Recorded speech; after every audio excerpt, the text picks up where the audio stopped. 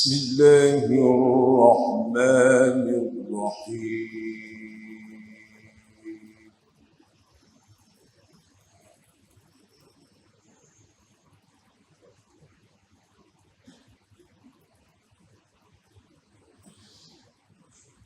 إن الله اصطفى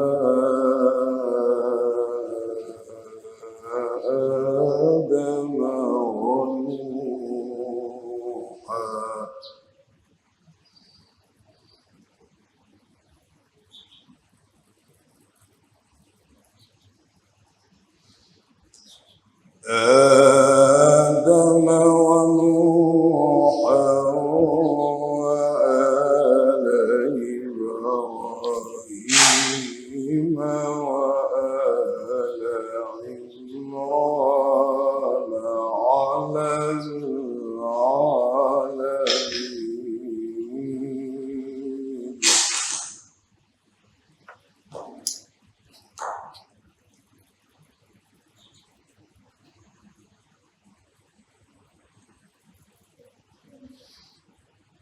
ذرية بعضها من بعض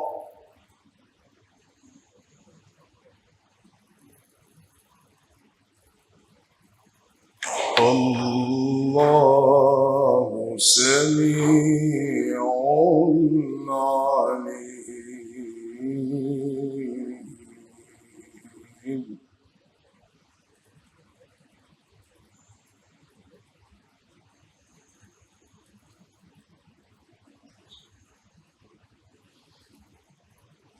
إذ قالت امرأة عمران رب إني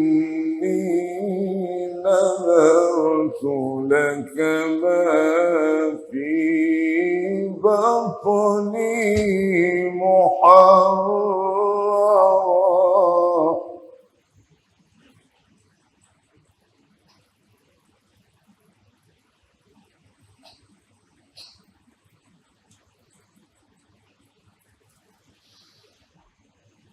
فتقبل مني إنك أنت السميع العليم.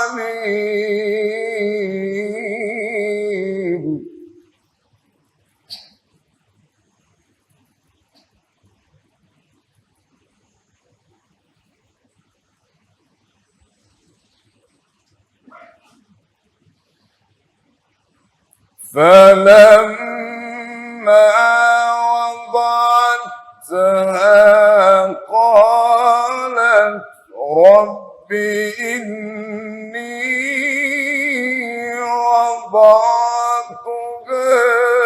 أنثى والله أعلم بما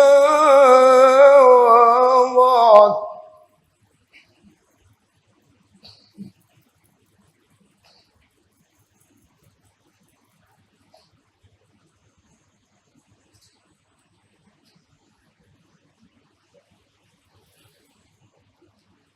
والله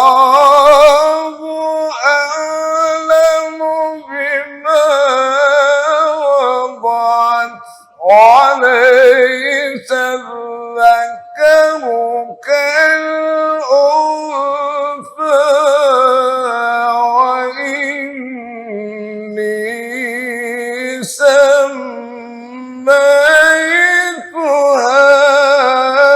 مريم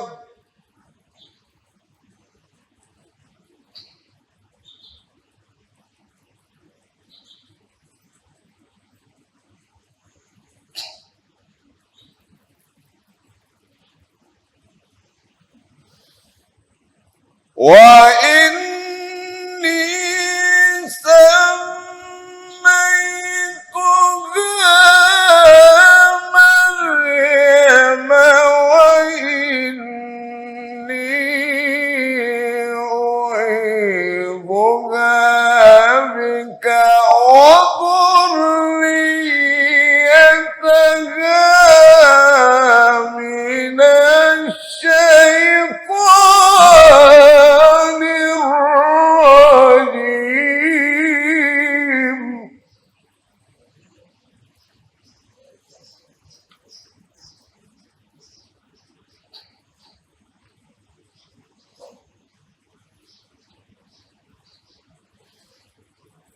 فتقبلها ربها بقبول حسن وأنبتها نباتا حسنا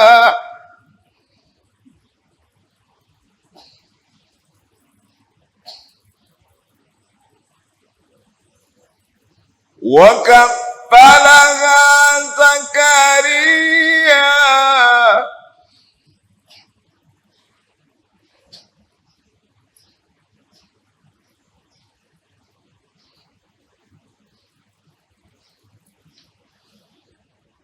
كلما دخل عليها زكريا المحراب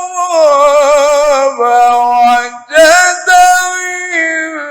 عندها رزقا قال يا مريم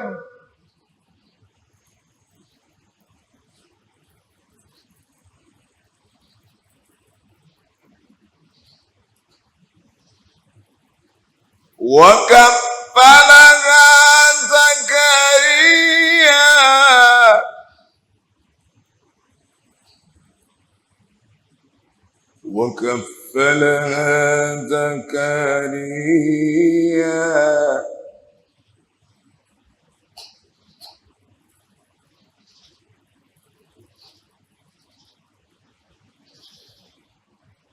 كلما دخل عليها زكريا المحراب وجد عندها رزقا قال يا مريم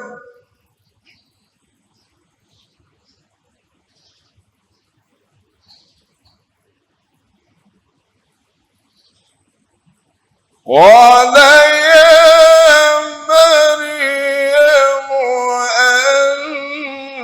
أنى لك هذا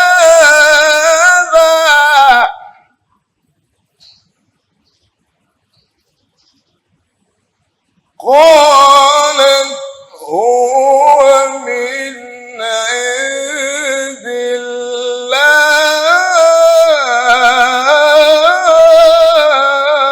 الله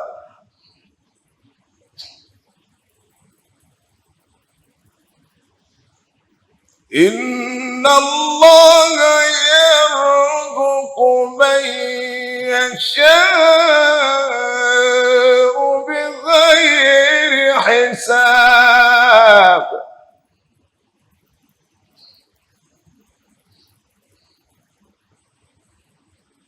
الله أكبر. بسم الله الرحمن الرحيم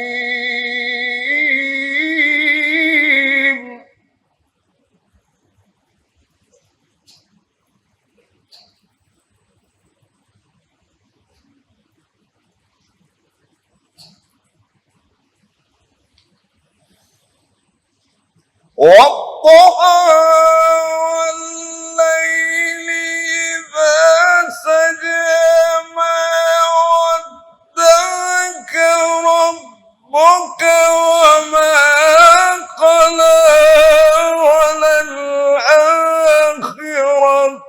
خير لك من الأولى ولسوف يعطيك ربك فترضى.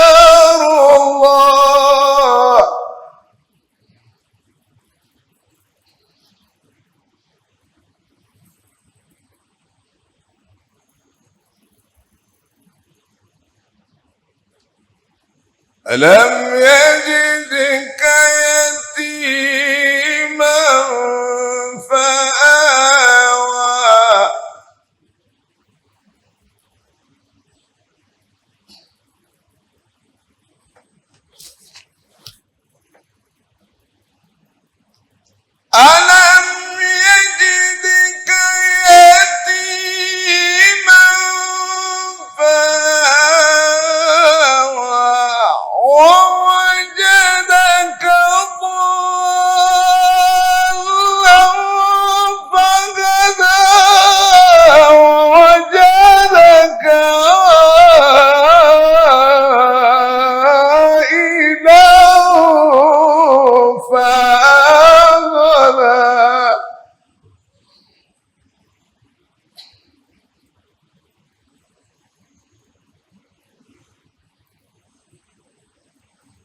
فأما اليتيم فلا تقهر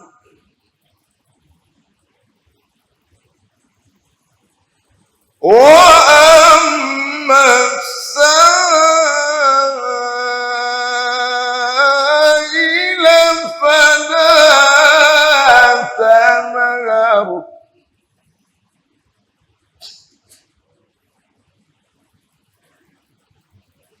وأما السائل فلا تنهر وأما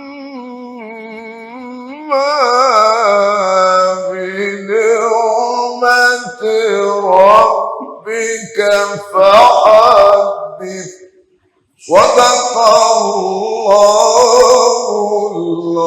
العظيم. الفاتحة.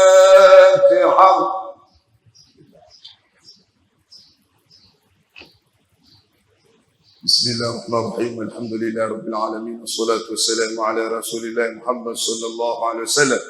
اللهم اجعل القرآن العظيم ربيع قلوبنا وشفاء صدورنا وجلاء همومنا وهمومنا وذهاب أحزاننا وكفارة لسيئاتنا وزيادة في أعمالنا وأعمالنا وبركة في أرزاقنا ونور اللهم به بصائرنا وأبصارنا.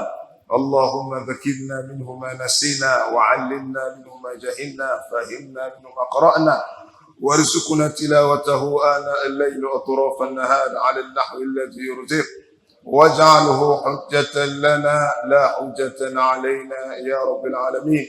وصلى الله على سيدنا محمد وعلى آله وصحبه وسلم بفضله. سبحان ربك رب العزة عما يصفون وسلام على المرسلين والحمد لله رب العالمين.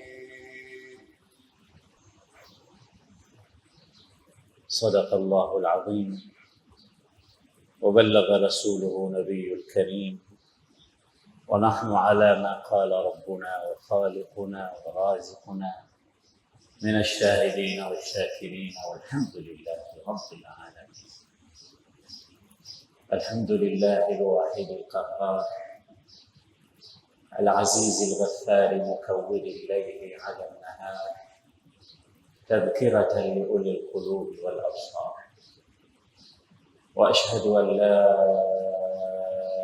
إله إلا الله وحده لا شريك له ولا وزير له لا معين له ولا شبيه له لا مثيل له ولا ند له ليس كمثله شيء وهو السميع البصير.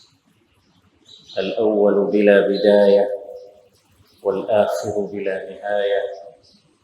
لا إله إلا الله وحده لا شريك له له الملك وله الحمد يحيي ويميت وهو على كل شيء قدير. وأشهد أن سيدنا ونبينا وحبيبنا وإمامنا وقدوتنا محمد رسول الله. أشهد بأنه بلغ الرسالة وأدى الأمانة ونصح الأمة ومحى الظلمة وكشف الله به الأمة وجاهد في الله حق جهاده حتى أتاه اليقين. فجزى الله سيدنا محمدا خير ما جزى به نبيا عن أمته ورسولا عن قومه. اللهم صل وسلم وزد وبارك على هذا النبي الأمين وعلى آله وأصحابه ذوي الشرف العظيم. Ikiwa ndio kwanza unaungana nasi katika darasa yetu hii ambayo takriban imechukua wiki moja katika mwezi mtukufu wa Ramadhani. Anwani ya darasa hii ni sababu zinazopelekea kuvurugika na kuharibika kwa maadili na tabia kwa watoto wetu. Na takriban tumeshataja sababu zisizopungua 6 na Mwenyezi Mungu Subhanahu wa Ta'ala kwa siku nyingine tena leo ametupa uhai na uzima kuweza kuendelea na darasa yetu hii. Namuomba Allah subhanahu wa ta'ala kama alivyotukusanya pamoja katika nyumba hii, atukusanye katika nyumba ya milele yenye furaha ya kudumu pamoja na Bwana Mtume Muhammad sallallahu alayhi wasallam. Qulu amin. Allah amejalia kutupa nafasi nyingine ya kufunga mwezi mtukufu wa Ramadhani, na baadhi yetu huenda ikawa ni Ramadhani yetu ya mwisho katika mwaka huu, na Mwenyezi Mungu Subhanahu wa Ta'ala akachukua kiumbe chake, akachukua roho yake. Kwa hiyo ibada yoyote tunayoifanya tuifanye ile ibada kama kwamba ni ibada yetu ya mwisho, tuifanye kana kwamba hatutopata tena fursa nyingine. Tukipata nyingine fursa tena ni majaliwa. Ndio maana tunaambiwa pia katika sala, sallu salata muwaddi'in, swalini sala ya mtu mwenye kuaga. Yani ukiswali swali kana kwamba hiyo ndo sala yako ya mwisho. Unajua, ikiwa ni kitu chako cha mwisho, basi unakifanya kwa utulivu, kwa bidii na kwa hisia tofauti. Nipe habari kama mtu amehukumiwa na kuhukumiwa la qaddar Allah, ndo kahukumiwa labda kutolewa maisha yake, alafu akapewa nafasi, akaambiwa hii nafasi yako tunakupa kabla ya kukutoa maisha yako kwa kupiga labda risasi au kunyongwa au kwa kitu chochote kingine. Ile nafasi ya mwisho unaitumiaje? Utaitumia vipi ile nafasi yako ya mwisho? Bila shaka ina thamani kubwa sana. Sasa ile unajua, lakini hizi hatuzijui, lakini huenda nazo zikawa ni nafasi za mwisho. Kitu chochote ambacho Mungu amekupa kitumie vizuri, kana kwamba hatokupa tena baada ya pale. Inshallah tufaidike na hizi darsa ambazo tunazitoa. Jana tulizungumzia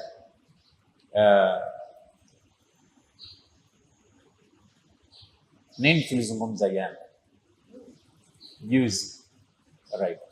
Mashaallah, mko pamoja nami. Tulizungumza nini?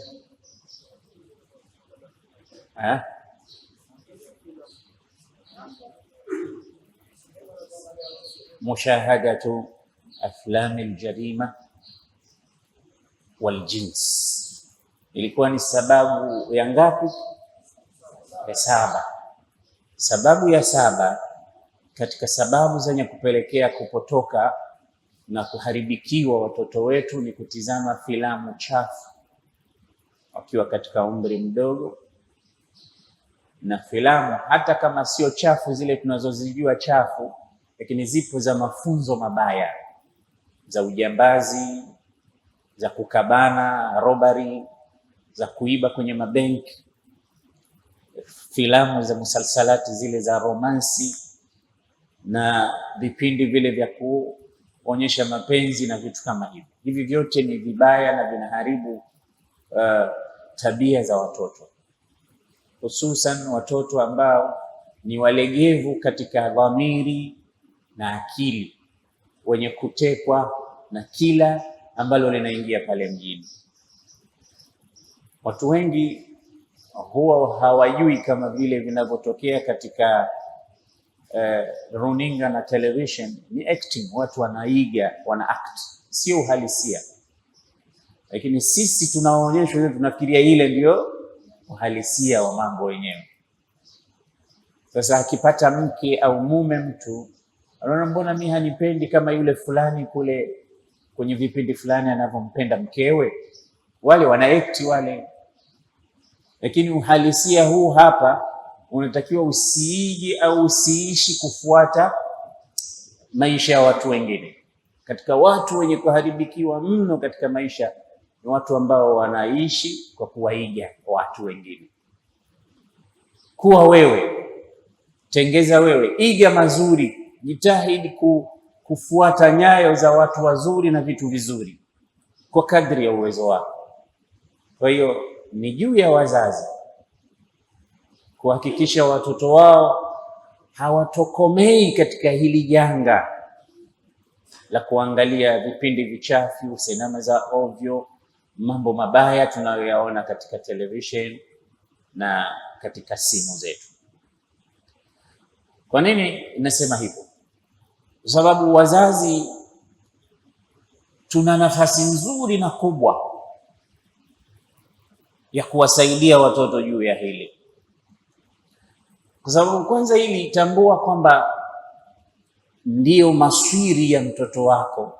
Maswiri yani ile destination ya mwisho kabisa inatokamana na hiki ambacho sasa hivi kinamswarifu na kumtengeneza.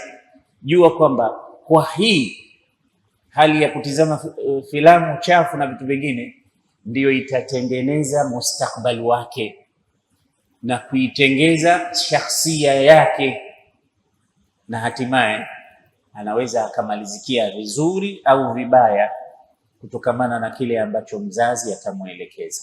Sababu Qur'ani inatuambia katika Suratul Tahrim, ukienda aya ya 6, a'udhu billahi minash shaitanir rajim ya ayyuhalladhina amanu qu anfusakum wa ahlikum nara waquduha an-nasu wal hijara عليها ملائكة غلاظ شداد لا يعصون الله ما أمرهم ويفعلون ما يؤمرون. Aya hii inawahusu wazazi, inamhusu kila mmoja. Maana yake ni enyi mlioamini, okoeni anfusakum, nafsi zenu, wa ahlikum, na wakoeni nafsi za watu wenu. Na watu wenu ni watoto wenu, wake zenu, ndugu zenu, watu wako wa karibu, jamaa zako, ndugu zako, waokoe. Kumzuia mtoto asitizame vipindi vichafu ni kumwokoa yeye. Kumzuia mtoto asiangalie michezo mibaya ni kumwokoa, kwa sababu ile haibaki kwamba ameshaangalia yamekwisha, ina stick katika moyo, inakuja kuwa translated na vitendo, kwa sababu tabia tayari itakuwa imeshamchukua. Kwa hiyo kumwekea mikakati kwamba hiki kisimfike, hiki asikifanye, hiki asikitizame, ni kumwokoa kwamba hiki kisibakie kikawa ni desturi yake. Sasa wewe utafikiria kwamba hii labda ndio usasa huu. Vipi mtoto asiangalie television? Huu ndio kushtuka au kuwa mtu wa kileo. Lazima hivi vitu mtoto aangalie, aone. Hatusemi asione, lakini anaona nini? Na alhamdulillah vitu hivi leo vipo vingi, vipo vizuri, vipo vibaya. Unaweza leo ukachagua kipi anaweza kutizama, kipi hawezi kutizama. Japo ni tabu, ni ngumu, lakini jitahidi, kwa sababu umeambiwa jitahidi kadiri ya uwezo wako. Palipobaki tena, ya Rabbi, mimi nimejitahidi kadiri ya uwezo wangu, palipobaki ni hapa na kuachia wewe. Kitujitahidi wazee, tujitahidi wa baba, kwa kadiri ya uwezo wetu. Na hata kama itafika pahala mtoto ataangalia, ataona, lakini ajue kwamba mimi nimekatazwa, ajue kwamba hiki kina ubaya fulani. Na mara nyingi usiwakataze tu bila kuwaambia, waeleze kwamba unajua kwa nini mimi sitaki ufanye hivi, kwa sababu athari yake ni 1, 2, 3. Sio tu unamwambia unamfichia remote au unamwambia usiangalie TV, atakuona adui pale nyumbani. Huyu baba vipi? Mbona amenunua TV kubwa ile alafu hataki mimi nitizame? Sasa akili yake tu, baba yangu ana roho mbaya kwa kweli, mimi simfahamu huyu mzee. Utajenga chuki kati yako na yeye, lakini mueleze sababu. Na mara nyingi hili ni jambo muhimu sana. Watu wengi katika walezi hawasemi na watoto wao, hawawapi sababu ya kitu ambacho labda anamkataza au anamwambia akifanye. Hata kwenda kuswali, kwambia mimi nakwambia nenda kuswali. Unajua kwa sababu gani? Kwa sababu swala ndio Uislamu. Swala ndio kitu cha kwanza utaulizwa. Swala ajue, hata kama ni mdogo, kile mtoto ajue hiki nilichokuwa nasisitizwa mimi kina maana 1, 2, 3, na hiki ambacho nimekatazwa, na hiki ambacho baba amenipiga leo, ameniambia, amenichapa kwa sababu 1, 2, 3. sio tunamchapa, sio tunamzuia, sio tunamkataza, lakini humwambii sababu wala faida na hasara ya kile kitu. Hii ni moja katika kulea kwa njia nzuri mno. Wewe wazazi walikuwa hawaambii watoto wao, nimeficha remote kwa nini? Nimekukatazieni nikakufungieni channel hizi kwa nini? Ni mkali mimi juu ya 1, 2, 3 kwa nini? Watoto wale watakuwa tu ni maadui zako, lakini hawafahamu kwa nini. Utakuwa kama mwanamke, wanaona wewe unawazuia kuona raha, kuenjoy, kustarehe. Hichi ni kitu muhimu sana katika kuwakataza. Kwa hiyo Allah anasema qu anfusakum, kwanza okoeni nafsi zenu, wa ahlikum nara, okoeni nafsi za watu wenu na moto. Ndugu zangu, huu moto niliwaambia kwamba una daraja au una darakati.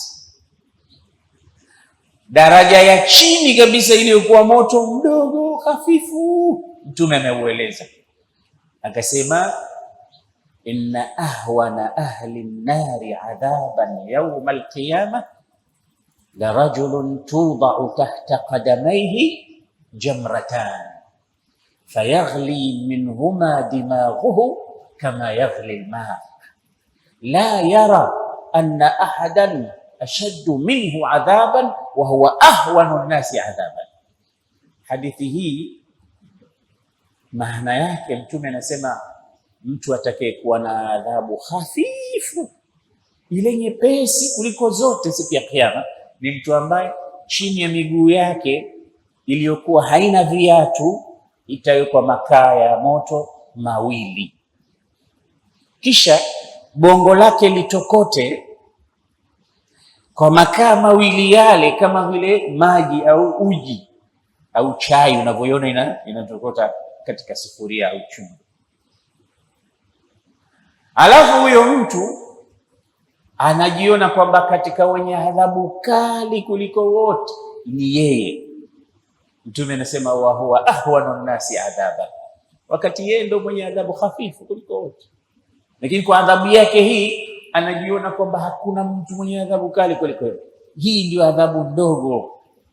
Katika hadithi nyingine anasema, inna adna nnasi adhaban yawma alqiyama la rajulun yantahilu na'lataini minan nar, yantahilu na'lataini min nar. Watu wenye adhabu hafifu ni mtu atavaa kanda 2 za moto, atavishwa viatu vya moto. Anasema fayaghli min hararatihima, kwa lile joto la viatu bongo lake lianze kutokota kama vile maji. Ni adhabu ndogo kwa watu wa moto, lakini wenyewe ndo wanaiona adhabu kubwa.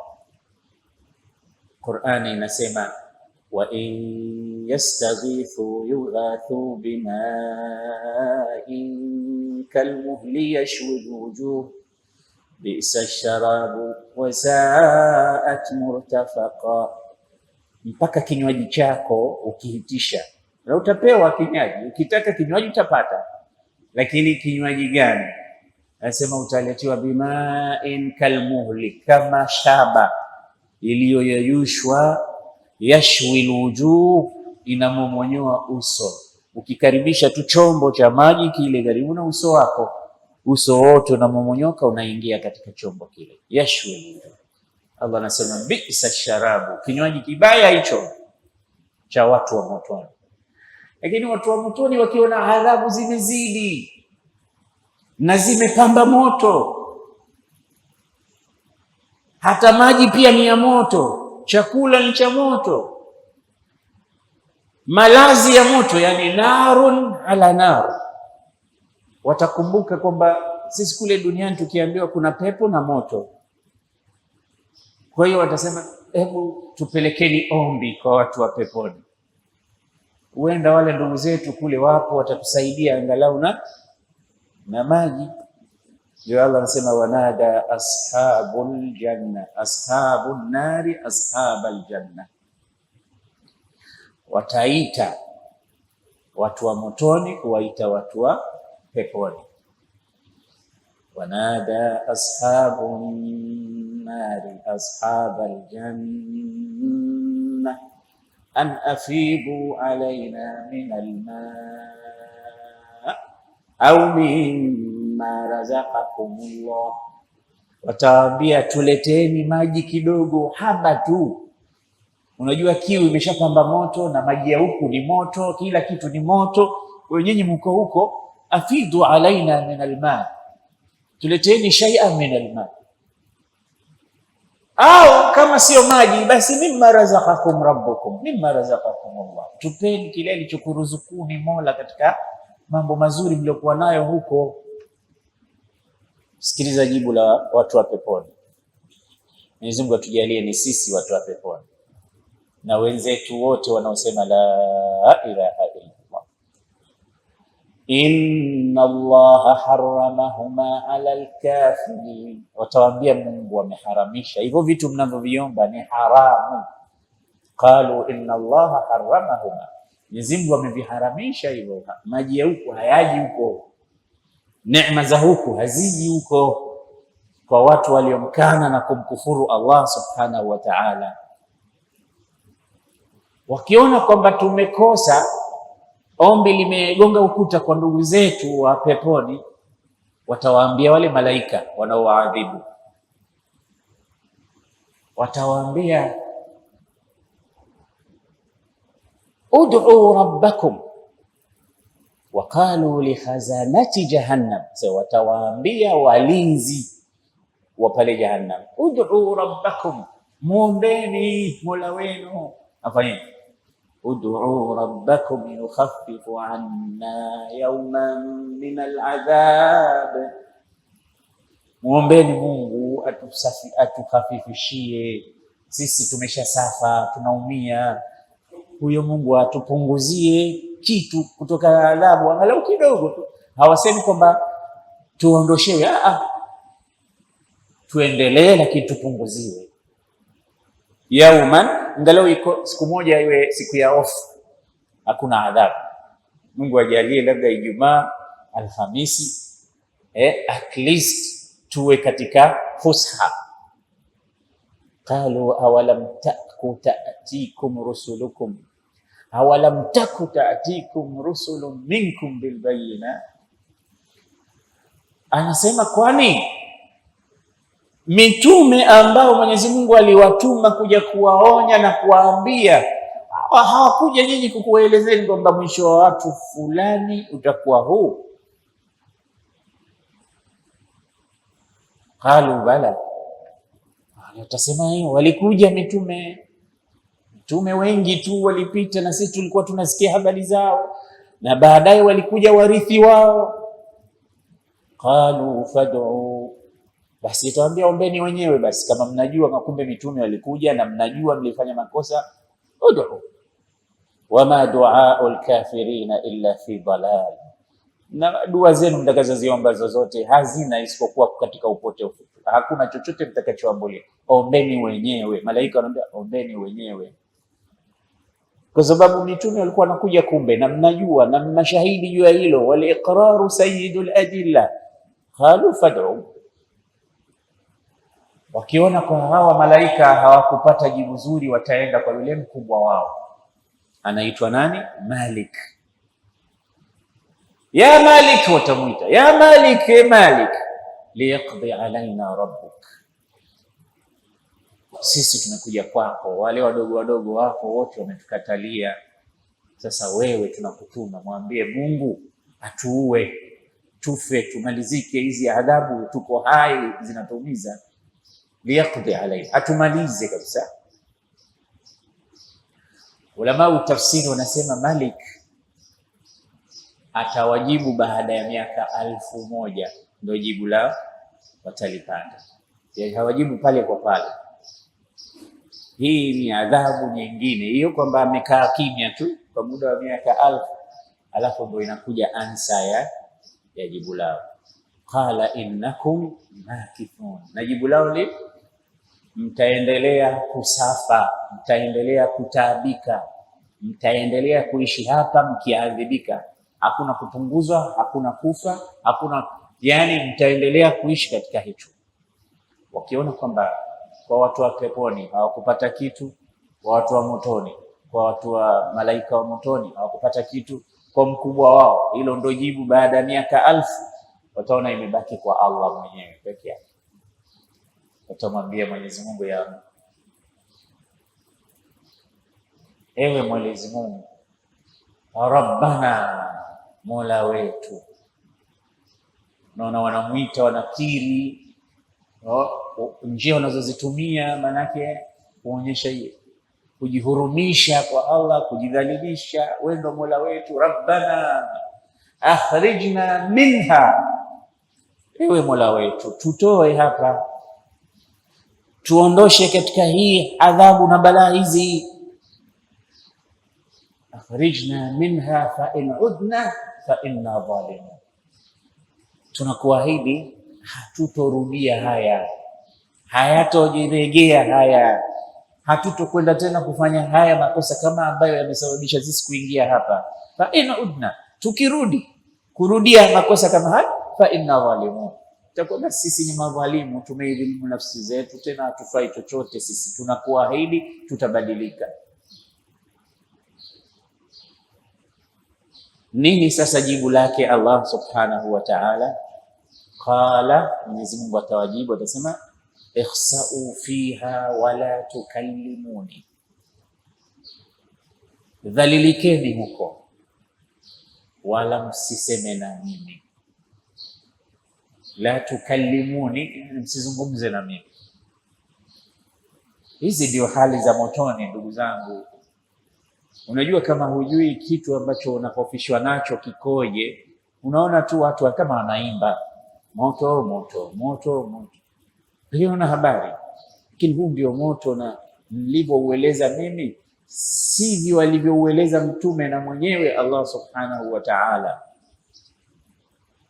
Mfasaha wa mafasaha alivyoueleza katika hadithi na Qur'ani ilivyoeleza, mimi nimegusagusa tu, lakini reality yenyewe iko kule. Moto ni mkali, na ndio maana Allah anatukhofisha nao.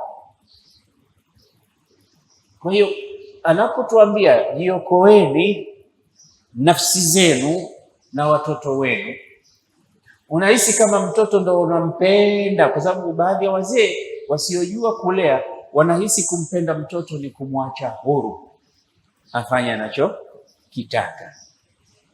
Unamnunulia tena vile vitu vya kumfisidi, ndio unamnunulia, unamletea. Utamkuta mtoto ana simu kubwa,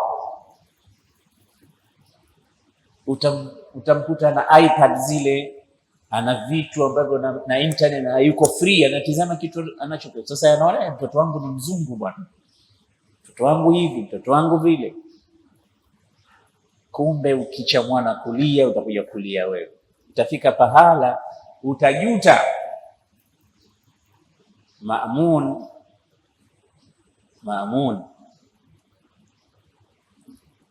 na Amin ni watoto wawili wa nani? Harun Rashid. Harun Rashid ni mtawala katika watawala wa Bani Abbas. Sasa Amin alikuwa msomi, lakini Maamun alikuwa sio msomi. Na wandugu wawili, mmoja alikuwa msomi, ana akili na alikuwa hodari, lakini mwingine alikuwa sio msomi na hakuwa hodari, na mwenyewe alikuwa anajijua kilichomponza mpaka asiwe hodari kama ndugu yake ni nini. Kwa hiyo watu walikuwa wanamsema sana, kutokana na kwamba alikuwa kile Kiarabu na lugha yao alikuwa haijui, yani ile fusha, ufasaha. Akisema mbele ya watu kuna zile grama anazikosea, alafu watu wanacheka. Ndio nini, kiongozi mzima anakosea nahau. Yani ni aibu kwa baadhi ya hali. Sasa ilimponza kwamba hakusoma kama mwenzake ilivyokuwa ikitakiwa. Na kwa nini? Sasa kila pahali akifika anasema adharra bina hubbu Harun, Yani anajuta, anasema kimetuumiza sisi mapenzi ya Harun, yani mapenzi ya baba ndio yameniumiza kiasi. Yamemuumizaje? Anasema siku alikuwa na rafiki yake, na wakubwa huwa wanawaleta waalimu pale nyumbani kuja kumsomesha. Watawala wengi wanafanya hivyo zamani. Kwa hiyo unaletewa walimu wabobezi usomeshwe. Sasa yeye walimu alikuwa akija, yeye anatoka kwenda kusaka wanyama, kwenda kufanya nini. Baba akiambia mbona hivyo? Mbona bwana, mimi sitaki kusoma. Hutaki? Haya basi, haya. Anasema ya rate hakuniambia, hakuniruhusu nilipokuwa nikimwambia mimi sitaki. Alinikazania, akanikamata, akaniambia utasoma. Lakini ile sitaki mimi bwana, huyu mwalimu huyu simtaki. Basi endelea na mambo yako.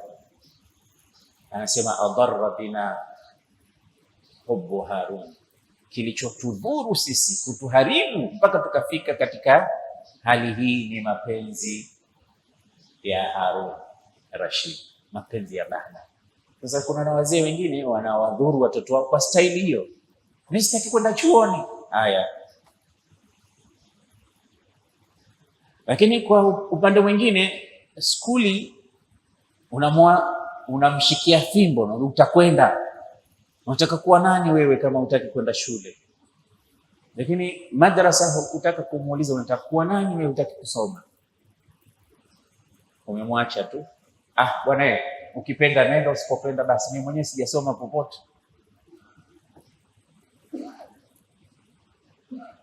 Baba unasema maneno haya.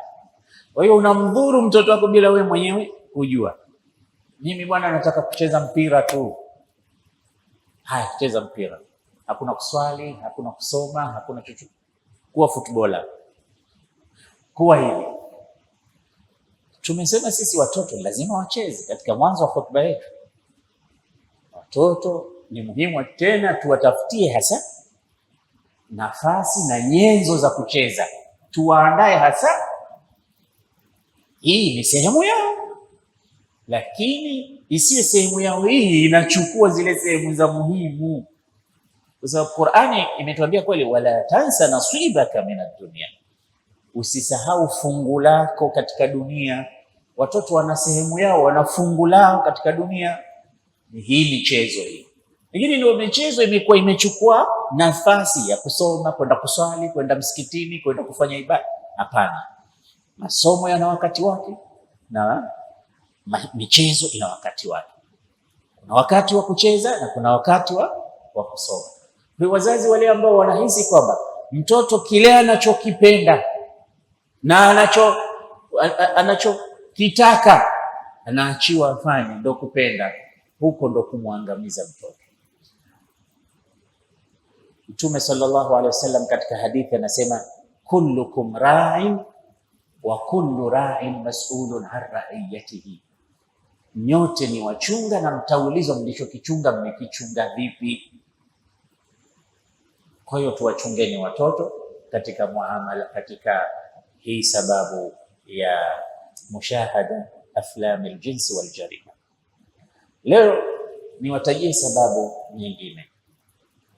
Sababu nyingine ni intisharu albatala baina afradi al-umma, kuenea kwa kukosa kazi. Batala ni kuwa jobless, mtu hana kazi ya kufanya, yupo tu. Wazungu wanasema an idle mind is a devil's workshop. Idle mind is a devil workshop, yani ile kwamba mtu hana jambo la kufanya, ile ni workshop ya shetani. Akili ambayo haipo pale kufanya hiki wala kile, yupo tu, kaka zake maskani wanaopita tu pale, kazi yake kutizama hiki. It's a devil's workshop.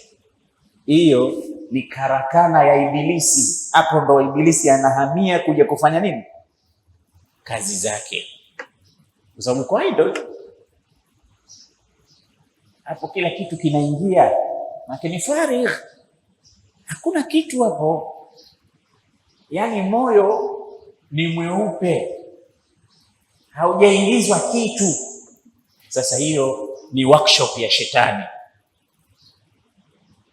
Lakini unapotoka mtu huyo, unaenda garage, unatengeza gari hii, unatengeza ile, unatengeza, uko busy. Unaenda kwenda kukata mbao, unakuwa carpenter, unachonga hiki, uko busy. Uko kazini, uko kwenye computer, ni accountant, uko hivi, uko busy. Kile chombo kimejaa na hakuna atakayeingiza kitu pale kirahisi. Lakini ile ai kwamba umeamka, wewe kutokea umeamka, una la kufanya, upo. Shetani sasa ndo pale anapokuja kupachika baadhi ya vitu ambavyo unaona sasa ndivyo vinavyokupelekesha. Mara utaona umeajiriwa na Ibilisi, unafanya kazi zake. Hii wanaita al-batala, kutokuwa na kazi ya kufanya. Na batala wanasema inagawika sehemu mbili. Iko batala aina mbili. Batala tu mudtar, kuna kukosa kazi bila ya wewe mwenyewe kwamba ndio matlaba yako na matakwa yako.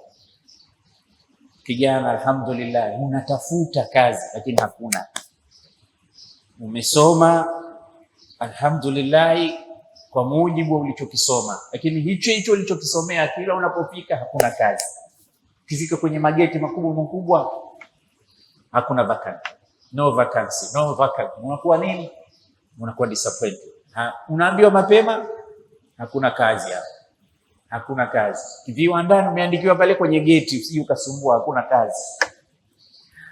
Unarudi na certificate yako na madigrii yako na madiploma yako na hakuna kazi. Hii inaitwa batalatu mudtar. Ni mtu wa bidii, umesoma, una vyeti vyako, lakini kazi hakuna. Ungependa kuajiriwa pahala fulani, lakini ukienda hakuna kazi.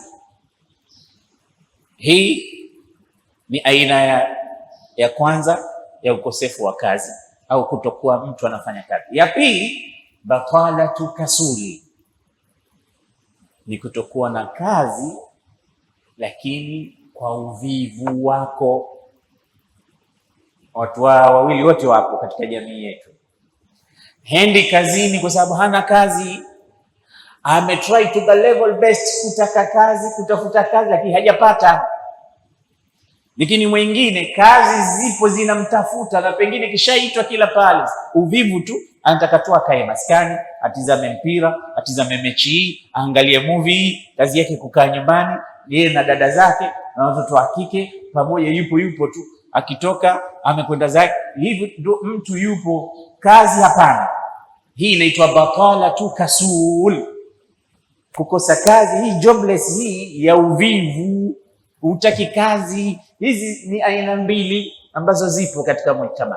Ya kwanza, solution yake hii ni juu ya masulin, serikali na viongozi na wenye kuulizwa masala hayo kutokamana na majukumu waliotwishwa na watu. Ni juu yao waandae mazingira ya kuhakikisha kwamba fursa za kazi kwa watu wao zinapatikana. Hiyo ni lazima. Ndio maana iangalie katika bajeti yake yote serikali, alafu iwaambie create katika bajeti ya mwaka huu kazi 200,000 kwa ajili ya vijana katika sekta mbalimbali. Sasa batala ile iliyokuwepo mitaani itaanza kupungua. Vijana tumeshaanza kuwatengezea mazingira ya kupata kazi kwa kila ambaye anatafuta kazi. Batala itapotea, na uwezo huo nchi zinao kutengeza mazingira vipi. Na ndio maana kuna baadhi ya nchi zina strike katika kuangalia watu wake.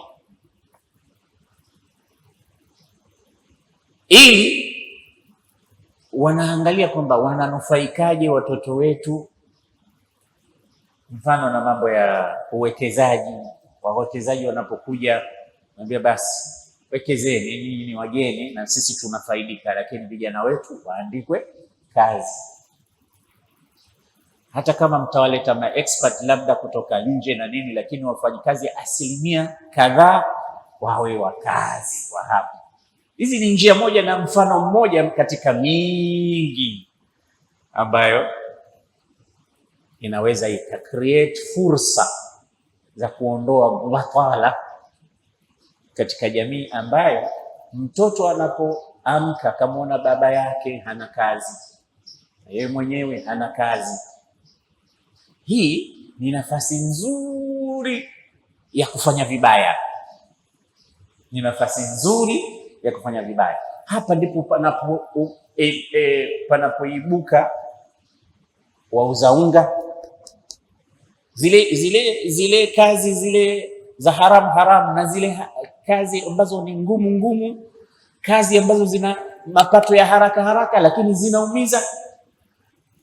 Kichunguza sana, ndo zinaanzia pale kwa ajili ya kuokoa mtu, familia yake anaiona umaskini, ufukara, nifanye nini mimi na mtu na uwezo, lakini sina kazi.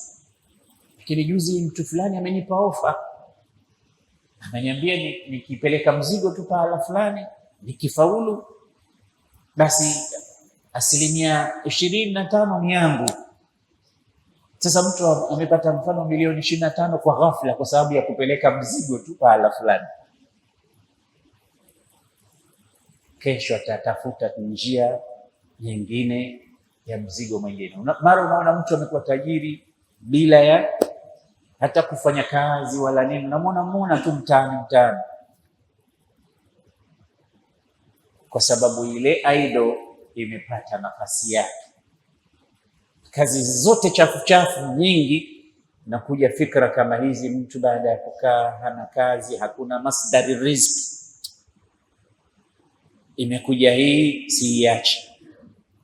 Kwa nini atakwambia sasa mimi nitafanya kazi gani? Na mtu atakayemkanya nini, huyo ndo adui yake. Nipe basi kazi ya kufanya. Nifanye nini sasa mimi? Anasingizia kwamba hii bwana imenibidi. Au ni kama mtoto wa kike anajiuza na mambo kama haya. Hivi vitu vyote ambavyo vinatokea vya kukosa kazi, serikali na waliokuwa masuli wa haya mambo katika jamii wanaweza wakasaidia kwa upande wao kwa kuunda fursa kadhaa wa kadha kwa ajili ya watoto kupata kazi. Lakini hii aina ya batala tu kasuli, kukosa kazi lakini kwa uvivu wa mtu, hii pia inaweza ikaondoka. Inaondoka. Njia moja ni kama hii ambayo tunazungumza. Tunawaambia vijana, msiwe wavivu, tafuteni kazi hata ya kujiajiri mwenyewe, undeni jamiati. Na pia serikali ilikuwa inasema hivyo na imewasaidia baadhi ya watu. Anzeni baadhi ya nini, tutawapa mitaji mujiajiri. Ukitaka mambo ya kampuni na nini ni ngumu, kwa hiyo undeni vijana jamiati zenu, vikundi fulani, muombe mtaji, mumpewe. Vitu kama hivyo vinatokea. Rasulullah alikuja mmoja katika watu wa Madina kuja kumuomba, na ukikosa kazi ndio itakuwa kazi yako ni kuomba kama hivyo. Akaja mtu kwa Mtume anamuomba Mtume sallallahu alaihi wasallam, akamuuliza Bwana Mtume, madha fi baitik alaysa fi baitika shay'un, wewe unataka nikupe, nyumbani kwako kuna kitu gani? Akamwambia hils, yani kisaun ghalid nalbasu ba'dahu wa nabsutu ba'dahu, nyumbani kuna kitambara kizito ambacho tunaweza tukavaa na tunaweza tukatandika. Wa ina nashrabu minhu alma, na kuna chombo kama jagi fulani hivi ambayo tunatumia kwa kunywa maji. Mtume akamwambia itini bihima, niletee hivyo vitu vyote viwili, niletee. Yule bwana akaenda nyumbani kwake, akaleta tambara lile, akaleta na jagi la maji. Rasulullah sallallahu alaihi wasallam akazichukua yeye, akaenda nazo bwana mtume mbele ya masahaba, akawaonyesha, akawauliza man minkum yashtari hadhaini, ni nani katika nyinyi atanunua hivi vitu viwili? Pale pale kachomoka mmoja akamwambia Rasulullah, ana ashtarihima bidirhamaini, mimi nina dirhamu mbili, ninavinunua kwa dirham mbili hivyo. Mtume akamuuzia, kavipiga mnada pale Rasulullah, bwana mmoja akasema navitaka, akamchukua dirham mbili, akampa vyombo vile. Dirham mbili zile akampa yule bwana aliyekuja kuomba, akamwambia ishtari, nunua bidirhamin taama, kanunue chakula, hii dirham moja. Na dirham ya pili, nenda kanunue qaduman, yani shoka. Hii dirham moja nenda nayo kwa mkeo, kwa watu wako. Dirham moja sio ni pesa, unanunua iddata ashya, kanunue chakula mule, na hii nyingine kanunue shoka, niletee mimi. Yule bwana akaenda kanunua shoka. Baada ya kupeleka dirhamu ya kwanza kwake, akamletea Mtume. Mtume akalitengeza vizuri, akalitia mpini, akaliweka sawa, akampa, akamwambia unaliona hili, idhhab fahtatib wabi' wala arayannaka 15 yawman, chukua hili shoka, potea msituni huko, kachanje kuni, kusanya, nenda kauze, nisikuone hapa mtaani kwa muda ya wiki 2, siku 15, nisikuone, nisione sura yako. Yule bwana akachukua shoka, akapotea msituni, hakuonekana kwa muda wa siku 15. Akauza kuni, alivyorudi ana dirham 10. Alivyorudi kwa Mtume ana dirham 10. Akamwambia Rasulullah, dirham 10 zikaambia haya, nenda kanunue taaman wa thiyaban, chakula na nguo. Wa hakadha Mtume aliubandua umaskini na ukosefu wa ajira kwa huyu mtu.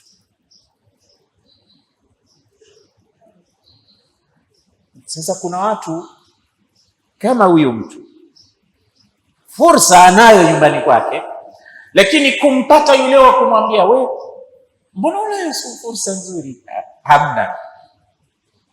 Kama utaenda kwake utaangalia, huyu bwana kama atafanya kitu fulani atatoka katika ufukara, atauza.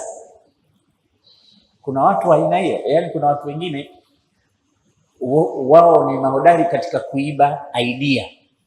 Wewe ukisema tu kitu, bwana mimi nataka kuanza kitu fulani, kesho kaanza yeye. Sasa wewe siku zote hizo mbona uanze, ulikuwa unasubiri nini? Sasa huyu pia anaweza akawa na njia nzuri ya kufanya jambo zuri, lakini asifanye mpaka aelekezwe. Wapo watu wa aina hiyo, ni mahodari katika kuelekezwa. Wakishaelekezwa, kuna watu wana fursa ya kutajirika, ya kubadilisha maisha yao na ya wenzao, lakini kwa sababu hawaoni zile fursa, wanabakia kuwa maskini, wanabakia kuwa ombaomba, wanabakia kuwa hawana kazi. Sasa Mtume kamuonyesha huyu njia, na mfano wa hayo yapo sana. Sasa wale wenye kuona mambo kama hayo wawashtue wenzao, wawasaidie kwamba kumbe wewe unaweza ukafanya hivi ukafaulu. Ndio sisi katika hija huwa tunazunguka tunawaambia, mtu ana magari mawili bado anasema mimi bwana sijawa na uwezo wa kwenda hija, si uuze hili moja ukahiji. Hija ni nguzo, una viwanja 5, bado anasema bwana Sheikh Uthman niombeni dua Mungu aniite bwana, na sisi hatujaitwa. Huitwi. Unatakiwa utoke katika kuegemea mambo wakati Mungu ameshakupa neema zote hizo. Nimefika wakati wa Idi, unatakiwa utoe zakatul fitri. Ni maskini, ukienda kwenye nyumba yake hiyo sitting room peke yake ina gharama ya milioni 50, alafu mtu anasema mimi sina hata cha kutoa zakatul fitr. Ni lazima utoe zakatul fitr. Uza hichi kiti kimoja hivi. Kuna vitu kama hivyo vipo katika maisha yetu. Sina kazi, una shamba sawa, au silime wewe, akilimisha. Wapo watu wanatafuta kazi ya kulima.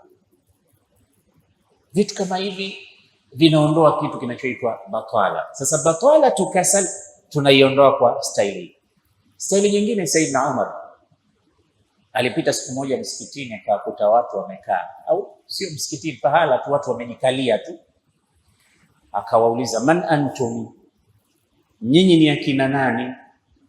Kusema nahnu almutawakkilun, yani mbona hamwendi hamurudi? Watu sasa hivi wako kwenye mitende, watu wapo huko mashambani, nyinyi mmekaa tu. Nyinyi ni akina nani? Nasema sisi ni wale wenye kumtegemea Allah. Ukisikia watu wenye kutawakkal ala Allah, ndo sisi. Umar akawatizama, nyinyi mnamtegemea Mungu? Nyinyi wenzenu wako maofisini, wako mashambani, wako makazini, nyinyi mmekaa tu hivi bure bure tu, alafu mnasema mnamtegemea Mungu.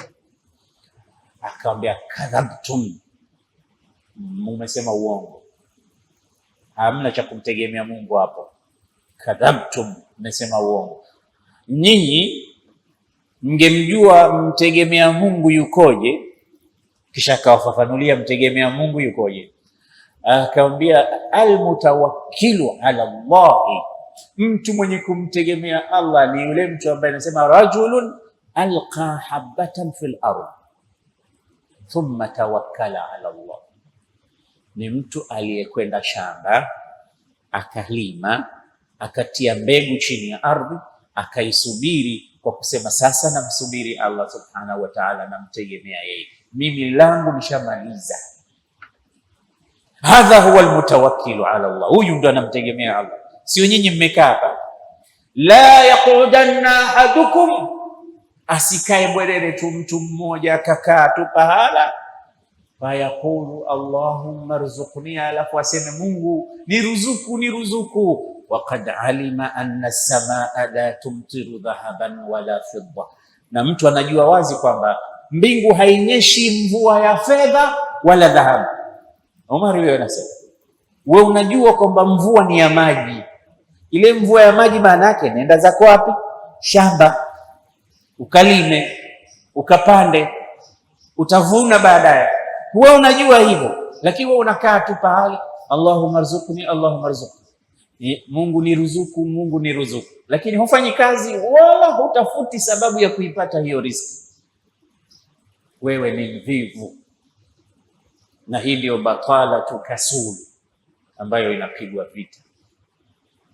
Siku zote wewe hutafuti kazi, upo tu. Ukiulizwa mbona ufanye kazi, hakuna kazi. Umetafuta bado, kwa hiyo kazi unataka ikufuate wewe hapo.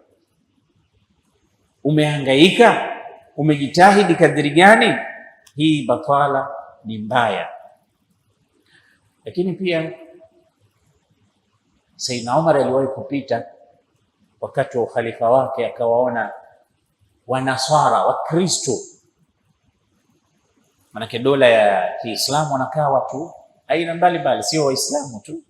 Sasa aliwapitia baadhi ya Wakristo, akawaona wazee na wenye maradhi yale ya ukoma, maradhi ya ukoma, maradhi ya ndui. Kaona hali zao mbaya sana, akatoa amri kutoke kitu kutoka baiti mali muslimin kwa ajili ya kuangalia wazee na watu ambao wana maradhi. Kwa hiyo ni sampuli nyingine pia ya kuondoa kutokuwa na kazi.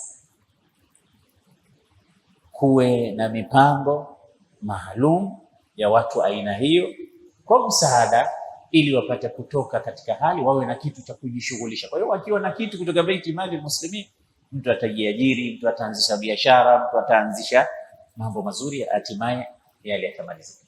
Hii nayo ni moja katika sababu za kuondoa kutokuwa na kazi.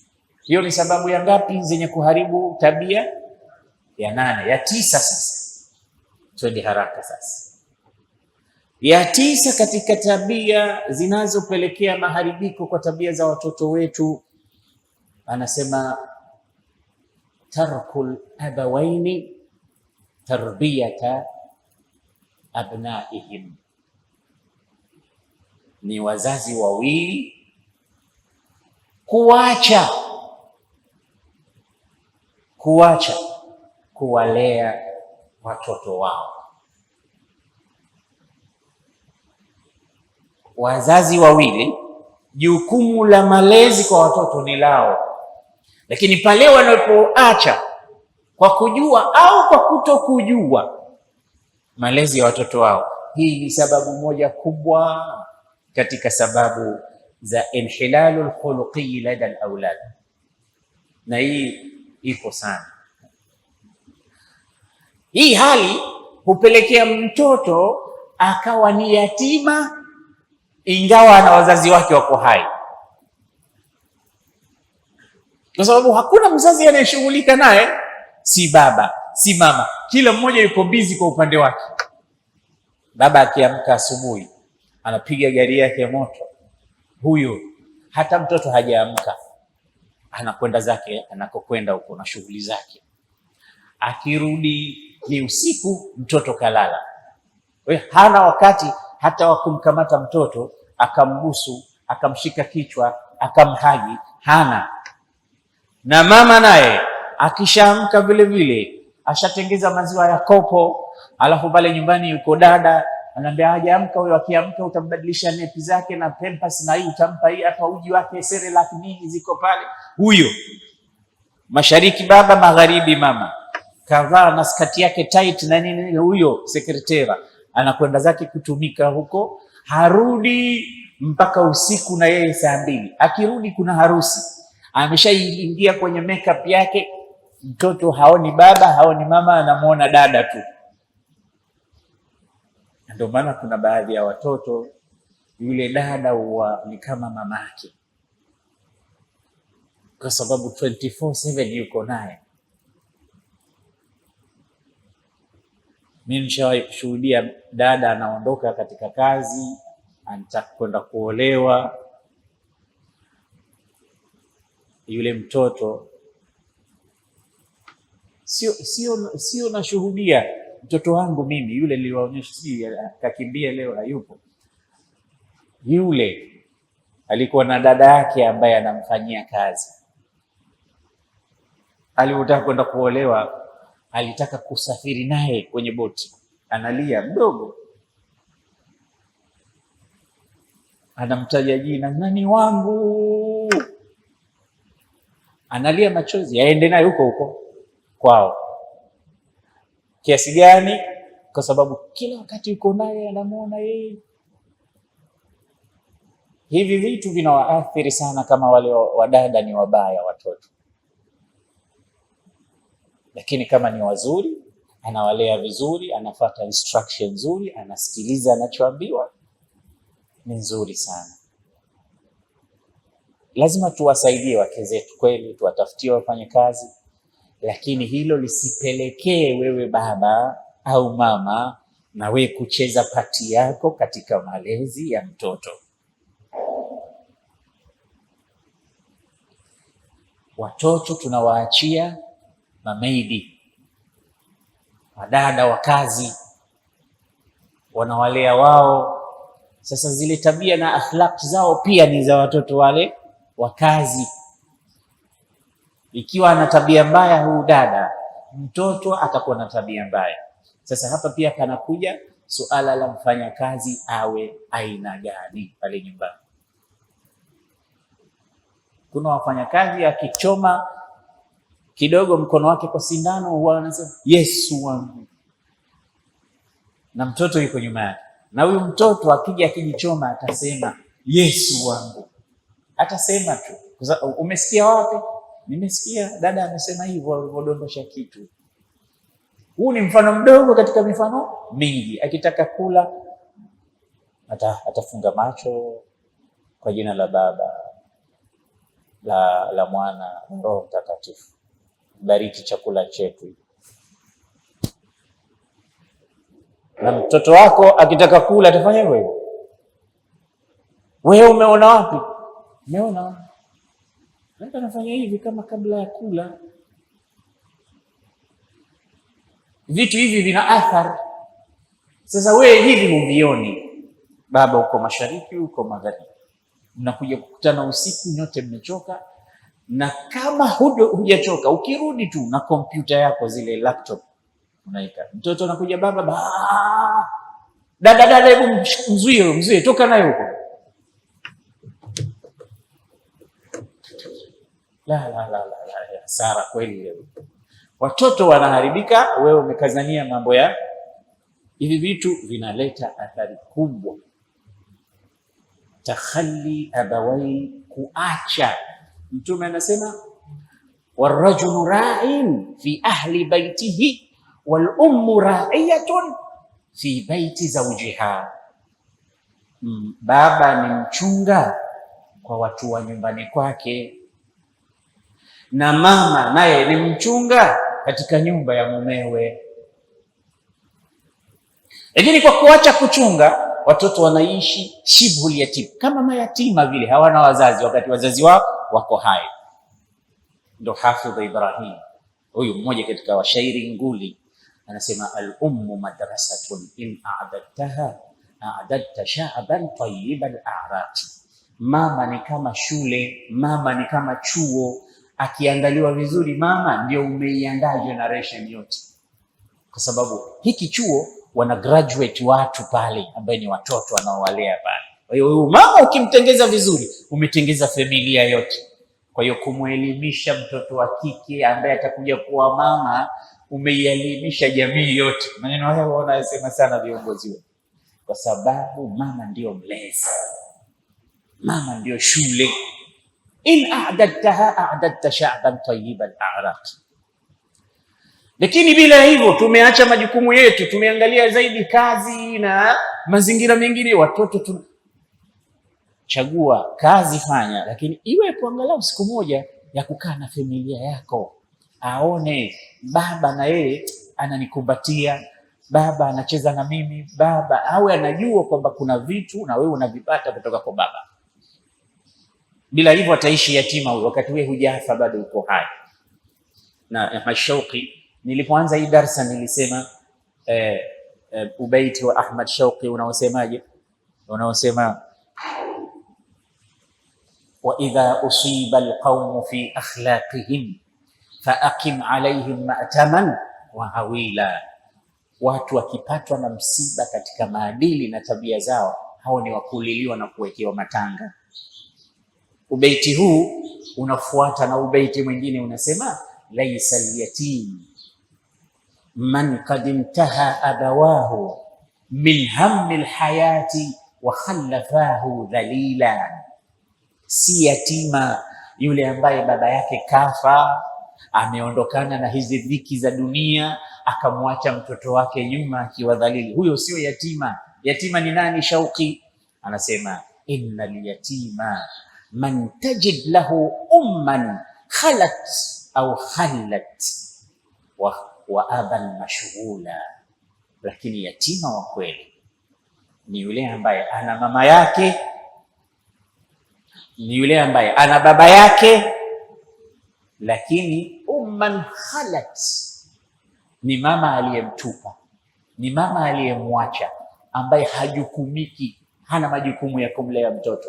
Huyo ndo yatima wa kweli. Umman khalat anhu, mama aliyemtupa mtoto, aliyemtelekeza, kwa Kiswahili chetu cha Zanzibar, mtoto. Wa aban, lakini pia akapata yupo na baba mashghulan, baba ambaye yuko busy 24/7. Huyo ndo yatima kweli. Laisa liyatim man intaha abawahu min hammi alhayati wa khallafahu dhalila. innal yatima man tajid lahu umman khalat anhu wa aban mashghula. Ukimpata mtu ana wazazi aina hii, mama ametelekeza mtoto, baba yuko busy, haangalii mtoto wake wala majukumu yake, huyu mtoto ndo yatima. Kwa sababu mtoto anapokuwa hana wazazi ambao wako active katika kuwalea, basi ameshakuwa yatima. Na jamii yetu tunao watoto aina hii, wazazi aina hii kwa wingi sana. Leo tufikie hapa, insha Allah. Kesho tutaendelea na hii darsa na hizi nukta ambazo bado zipo, ili kuhakikisha kwamba tunaisave na kuiokoa jamii yetu kutokana na akhlaqi hizi ambazo zinaweza zikatibika. Ashhadu an la ilaha illa Allah astaghfirullah nas'aluka aljannata wa na'udhu bika minan nar. Allahumma innaka afuwun tuhibbul afwa fa'fu anna ya karim. Ashhadu an la ilaha illa Allah astaghfirullah nas'aluka aljannata wa na'udhu bika minan nar.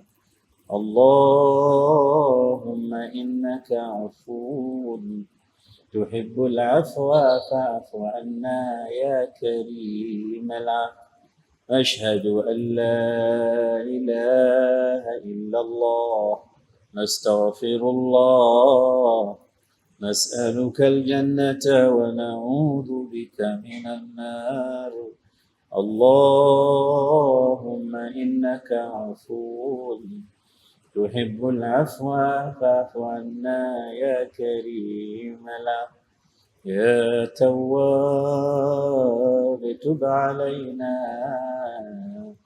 warhamna wanzur ilayna.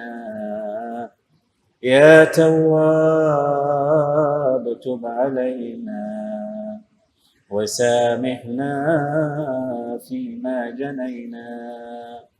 Ya Tawwab tub alayna واغفر لنا ولوالدينا يا تواب. ربنا لا تزغ قلوبنا بعد إذ هديتنا وهب لنا من لدنك رحمة إنك أنت الوهاب.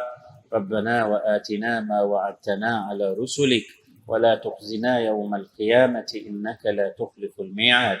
ربنا آتنا في الدنيا حسنة وفي الآخرة حسنة وقنا عذاب النار. واغفر للمؤمنين والمؤمنات والمسلمين والمسلمات الأحياء منهم والأموات برحمتك يا أرحم الراحمين. بفضل سبحان ربك رب العزة عما يصفون، وسلام على المرسلين والحمد لله رب العالمين.